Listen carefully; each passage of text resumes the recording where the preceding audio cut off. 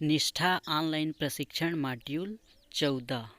साथियों, आज हम निष्ठा प्रशिक्षण मॉड्यूल 14 के प्रश्नोत्तरी पर बात करेंगे। प्रश्न है, वर्तमान समय में डेटा एकत्रित करने के लिए सरकार द्वारा शुरू किया गया ऑनलाइन पोर्टल ये है यूडाइस शिक्षा के लिए एकीकृत जिला सूचना प्रणाली। ये इसका सही आंसर है। आगे बढ़ते हैं। नेशनल अचीवमेंट सर्वे की आवश्यकता क्यों है? इसका सही आंसर है सीखने के परिणामों का आकलन करने के लिए। अगला है, समग्र शिक्षा एक एकीकृत योजना है जिसमें सरकार की 3 पूर्ववर्ती प्रायोजित योजनाएं हैं। इसका सही आंसर है सर्व शिक्षा अभियान, SSA राष्ट्रीय माध्यमिक शिक्षा अभियान, RMSA। तीसरा है शिक्षक शिक्षा। ये इसका सही आंसर है। आगे बढ़ते हैं। समग्र शिक्षा योजना के मुख्य घटक हैं।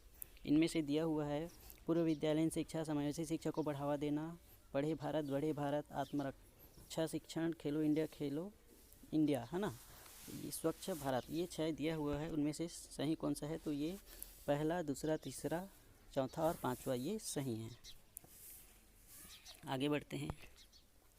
समग्र शिक्षा किन वर्गों में शामिल है? तो इसका सही आंसर है पूर्व विद्यालय से 12वीं तक। आगे बढ़ते हैं। स्कूल शिक्षा से संबंधित सभी जानकारी प्रदान करने हेतु देश भर के 15 लाख स्कूलों को जोड़ने के लिए शिक्षा मंत्रालय द्वारा शुरू किया गया पोर्टल है। इसका सही आंसर है शगुन पोर्टल। चलिए आगे बढ़ते हैं। प्रारंभिक स्तर पर राष्ट्रीय उपलब्धि सर्वेक्षण NAS किन कक्षाओं में बच्चों के सीखने की उपलब्धि का आकलन करने के लिए किया गया है? सही आंसर है कक्षा 3 से 9वीं तक। आगे बढ़ते हैं। निम्नलिखित में से कौन सा भारत में समावेशी शिक्षा के इतिहास में एक मील का पत्थर है? सही आंसर है सर्व शिक्षा अभियान 2000। आगे बढ़ते हैं। निम्नलिखित में से कौन दोपहर का भोजन योजना MDMS का दृष्टिकोण नहीं है? इसका सही आंसर है अतिथि भोजन।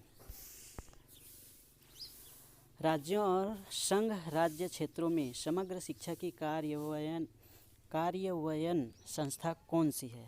इसका सही आंसर है राज्य कार्यान्वयन समिति। राज्य कार्यान्वयन समिति। ये हमने 10 क्वेश्चन में से 10 को अटेंड किया। सबमिट करते हैं और अपना स्कोर देखते हैं 10 में से 10। इस प्रकार हमारा 14 का प्रश्नोत्तरी पूर्ण हुआ। धन्यवाद।